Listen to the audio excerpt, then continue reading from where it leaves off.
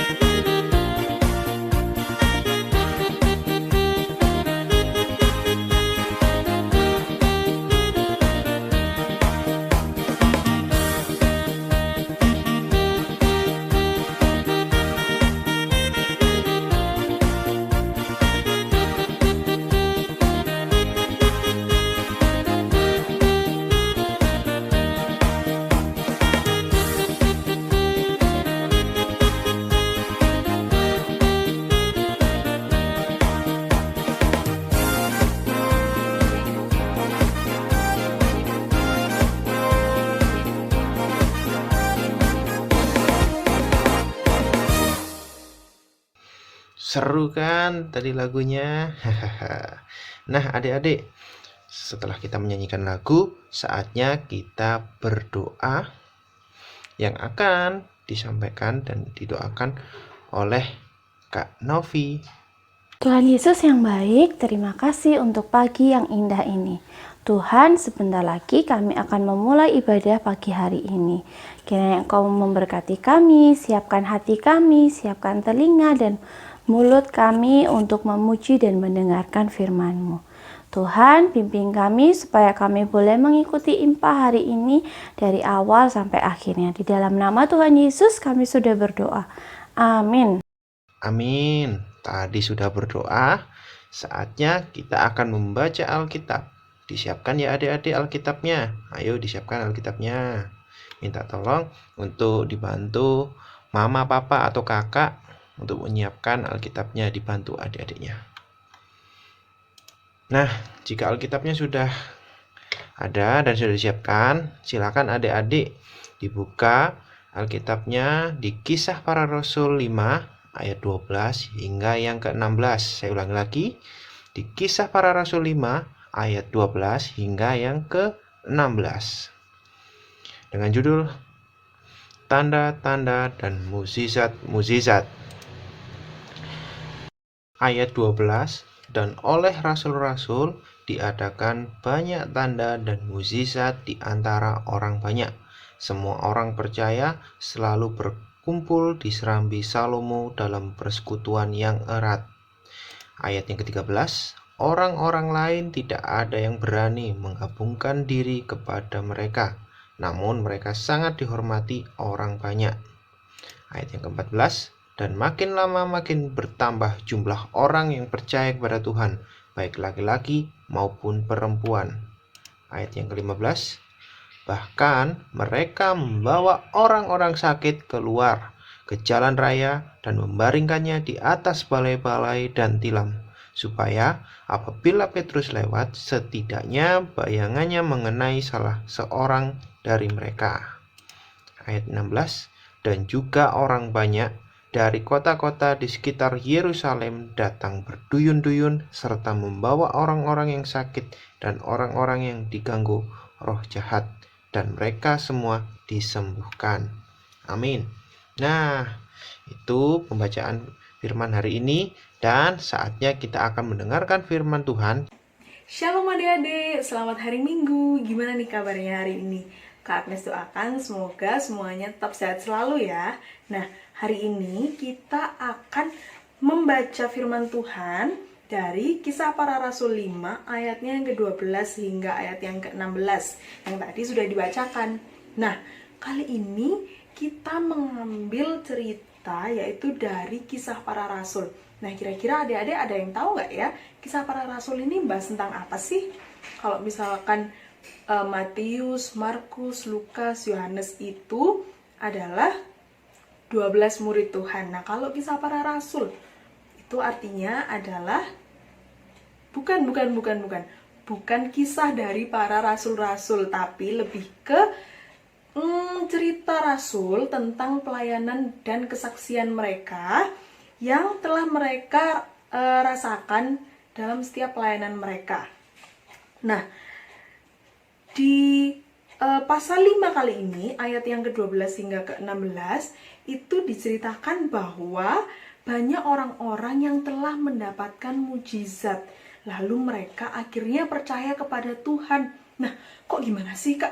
Kok akhirnya mereka banyak yang percaya kepada Tuhan setelah mereka melihat tanda-tanda mujizat dari Tuhan? Simpelnya seperti ini.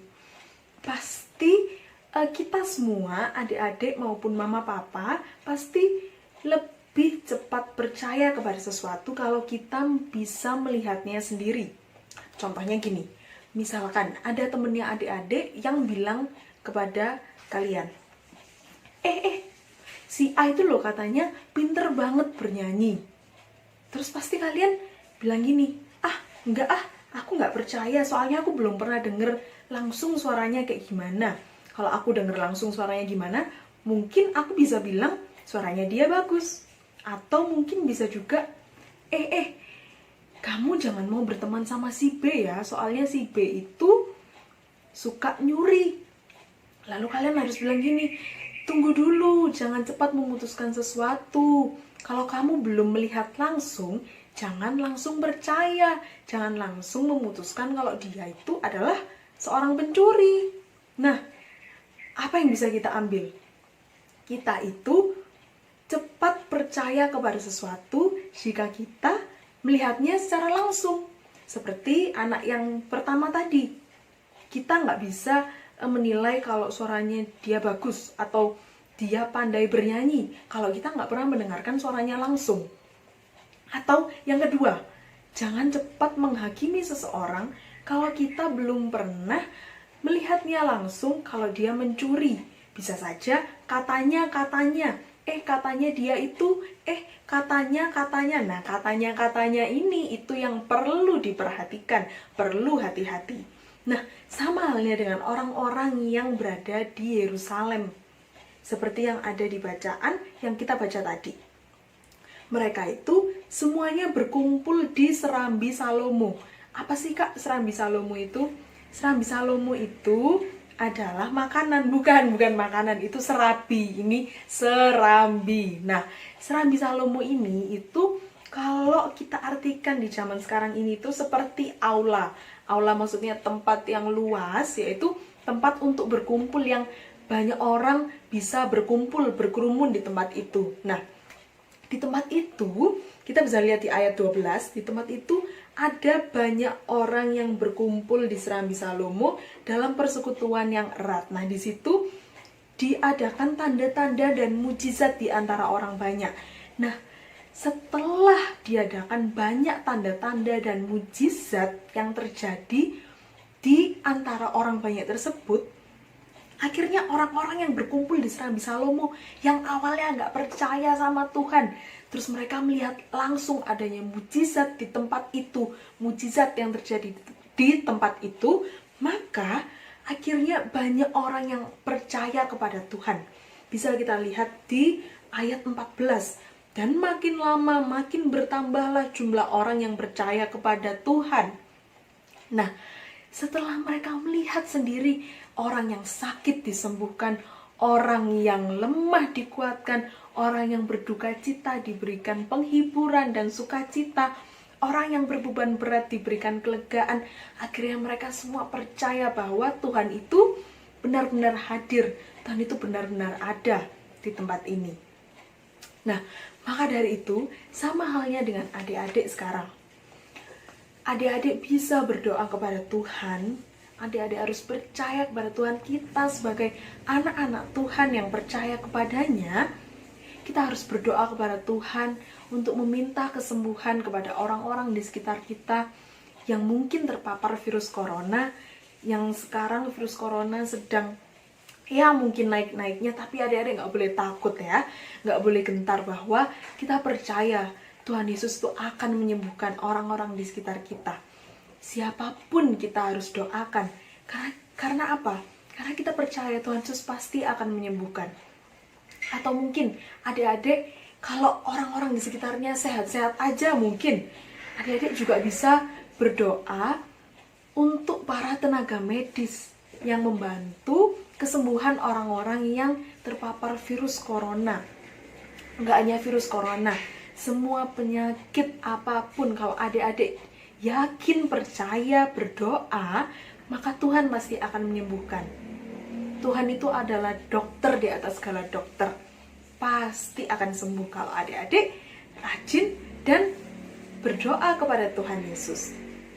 Oke, dan adik-adik juga harus percaya, adik-adik juga berdoa kepada Tuhan Yesus agar pandemi COVID-19 ini segera menghilang dari muka bumi ini. Pasti adik-adik kangen kan beraktivitas normal sama seperti sedia kala. Kak Agnes juga seperti itu. Setiap hari, setiap malam, Kak Agnes selalu berdoa agar COVID-19 ini segera musnah, segera hilang dari muka bumi ini. Dan jangan lupa adik-adik juga bisa berdoa untuk kesembuhan orang-orang di sekitar kita. Oke? Atau mungkin adik-adik tidak hanya dengan berdoa saja, tapi adik-adik juga harus melakukan aksi. Kak, aksi kayak gimana sih, Kak? Nah, adik-adik bisa dengan cara selalu menggunakan masker jika keluar rumah. Tapi kalau bisa nggak usah keluar-keluar rumah ya, di rumah aja dulu. Atau adik-adik juga harus makan makanan yang sehat, yang bergizi, biar tubuhnya sehat.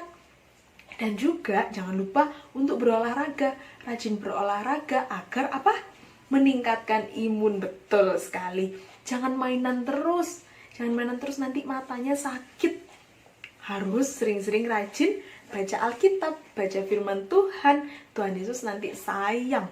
Kalau misalkan adik berdoa terus, ya nggak ada salahnya sih berdoa, tapi alangkah baiknya adik-adik juga harus melakukan perbuatan yang nyata, yaitu dengan cara menjaga kesehatan. Gimana caranya menjaga kesehatan, Kak? Seperti yang Kak Agnes bilang tadi, makan makanan yang bergizi, rajin olahraga, dan juga membaca firman Tuhan. Itu hal yang penting.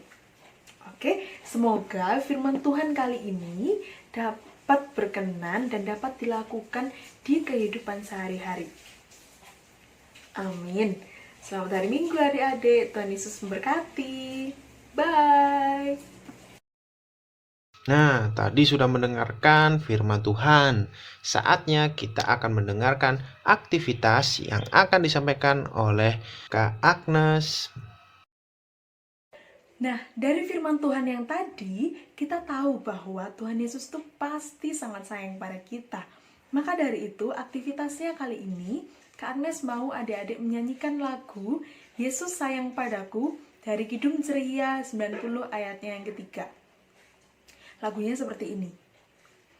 Yesus sayang padaku, waktu sakit badanku, aku ditunggui mulia. Yesus Tuhanku, sayang padaku.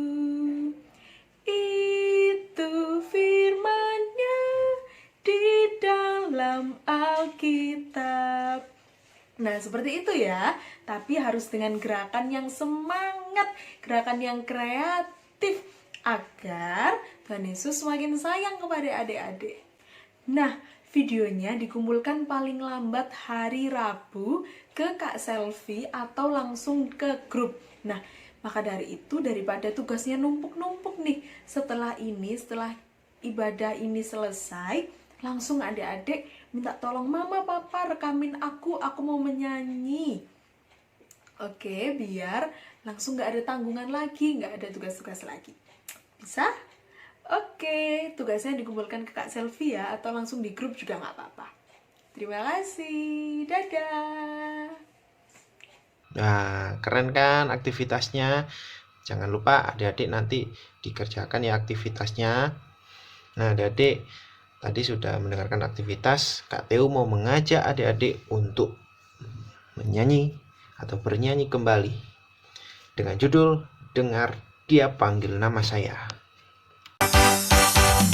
Oh, giranglah. Oh, giranglah. Yesus amat cinta pada saya. Oh, giranglah. Dengar Dia panggil nama saya. Dengar Dia panggil namamu. Dengar Dia panggil nama saya. Juga Dia panggil namamu.